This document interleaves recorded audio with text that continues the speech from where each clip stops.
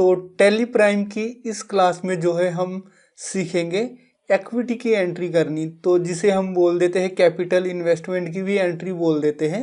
तो इक्विटी क्या होता है, इक्विटी में क्या दिखाया जाता है, उसमें जो है सारे जो इन्वेस्टर होते हैं उनका अकाउंट होता है इक्विटी में।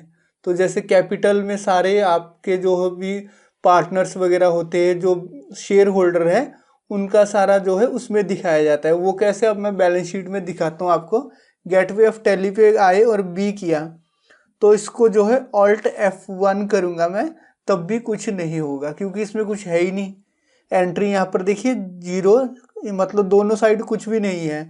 तो इससे पिछली वीडियो में मैंने जो है 2 एंट्रियाँ डाली थी ओपनिंग बैलेंस की, तो ठीक है ना। तो वो हो सकता है अगर आप मेरी वीडियोस को फॉलो कर रहे हैं, एक एक करके वीडियो देख रहे, तो आपके यहाँ पर जो है बैलेंस दिख रहा होगा। तो आपने क्या करना है, उसको डिलीट कर देना है बैलेंस को।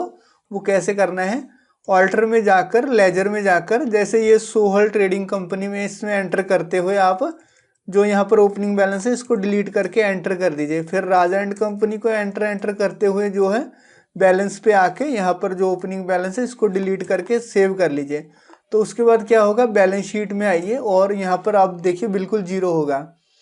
तो देखिए कैपिटल अकाउंट यहाँ पर है। तो कैपिटल अकाउंट किसका होता है, कैपिटल अकाउंट होता है जो मतलब बिजनेस का ऑनर होता है, मालिक होता है, जो बिजनेस में पैसा लगाता है, उसका अकाउंट जो है कैपिटल अकाउंट के जो है अंदर होता है, इसके अंडर होता है। तो वही हम जो है इसमें अब एंट्री डालने लगे हैं। वो कैसे डालनी है, तो इसको इक्विटी भी बोला जाता है, जिसमें कि शेयर होल्डर को दिखाया जाता है, उनका खाता वगैरह जो है उसमें होता है। तो यहाँ पर देखिए अब टैली प्राइम एंड कंपनी, हमने कंपनी तो ओपन कर ली, एक हिसाब से एक दुकान खोल ली।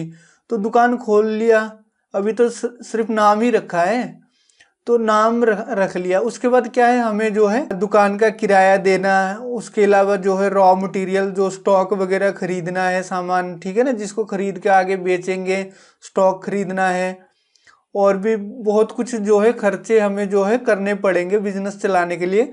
तो उसके लिए जो है हमें पैसा चाहिए। तो वो पैसा कहाँ से आएगा हमारे पास, तो सबसे पहले देखिए जो कैपिटल होगा हमारा, ये जो हम कंपनी है प्रोप्राइटरशिप कंपनी बना रहे हैं, मतलब कि इसमें जो है एक ही मालिक होगा। तो वो इसमें जो है पैसा लगाएगा, 1 लाख रुपए जो है कैश में लगाएगा, और 6 लाख रुपए जो है वो बैंक के द्वारा जो है लगाएगा, मतलब बिजनेस में लगाएगा। तो 7 लाख रुपए वो हमारे पास आ जाएगा। उसके अलावा जो है हम किसी से उधार ले सकते हैं, अनसिक्योर्ड लोन वगैरह ले सकते हैं, वो भी इसमें आ सकता है। हो सकता है कि आने वाली वीडियो में वो भी हम कवर कर ले।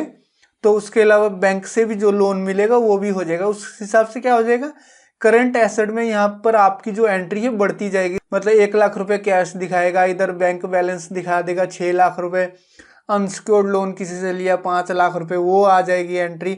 इस प्रकार आपके इधर एसेट बढ़ते चलेंगे और इधर जो है क्रेडिट साइड आपकी देनदारी खड़ी होती जाएगी। क्योंकि बैलेंस शीट में क्या होता है, लाइबिलिटीज और एसेट का जो है टोटल मिला होना चाहिए।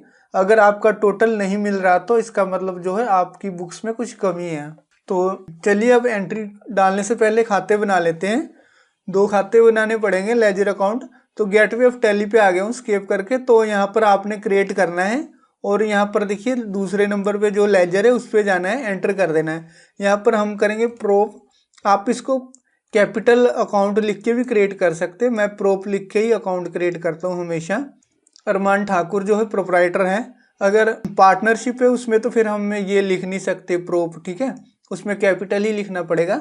और अंडर जो है हमारा यहाँ पर लिस्ट ऑफ ग्रुप में से कैपिटल जो है सिलेक्ट करना पड़ेगा, और इसको एंटर करते हैं। आप इसको सेव कर लीजिए, ये हो गया। अब ये हो गया।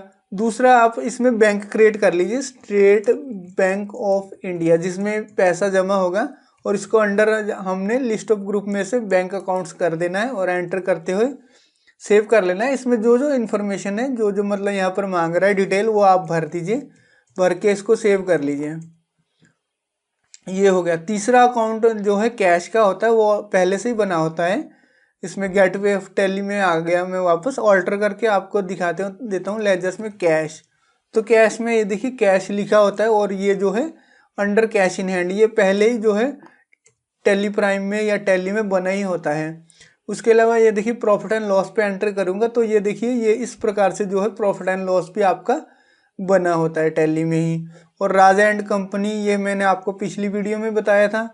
और सोहल एंड ट्रेडिंग कंपनी ये भी आपको जो है मैंने पिछली वीडियो में जो है ग्रुप सिखाया था, ग्रुप कैसे क्रिएट करना है उसमें सिखाया था।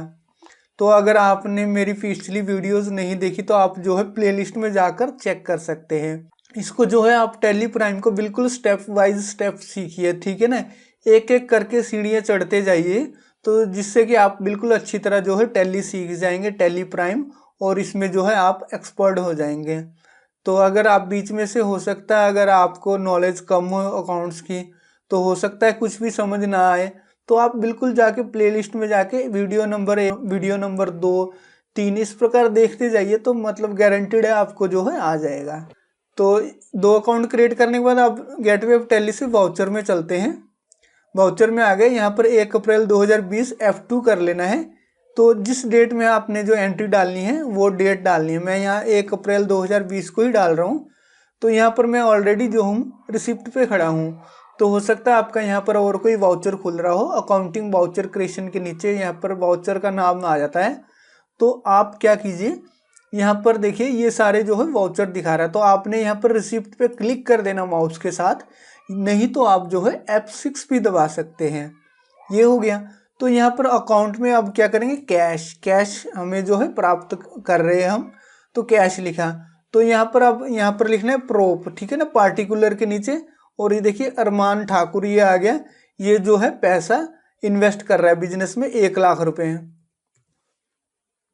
तो अपने बिजनेस में 1 लाख रुपए जो है लगाया अरमान ठाकुर ने। तो यहाँ पर आप लिख सकते हैं बीइंग कैश इन्वेस्टेड, ठीक है ना, लिख दिया being cash invested in business वगैरह जो भी लिखिए, मतलब समझ आ जाए आपको कि मतलब ये है क्या है।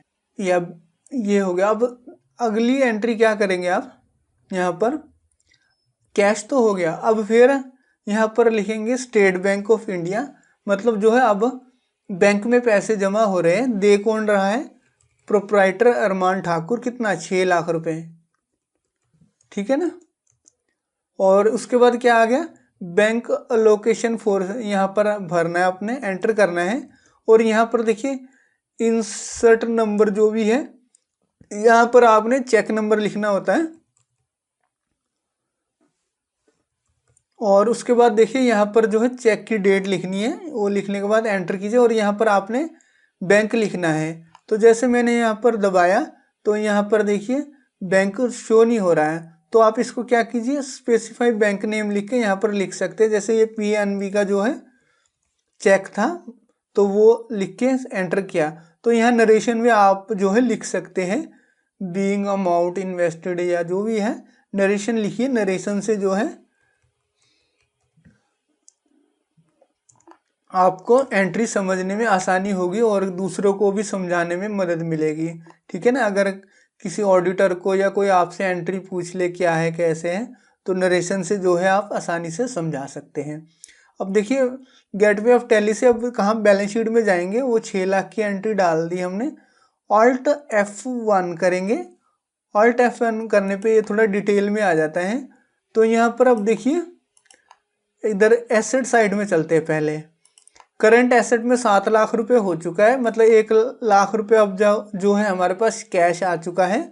और बैंक अकाउंट्स में 6 लाख रुपए हैं, ये हो गया।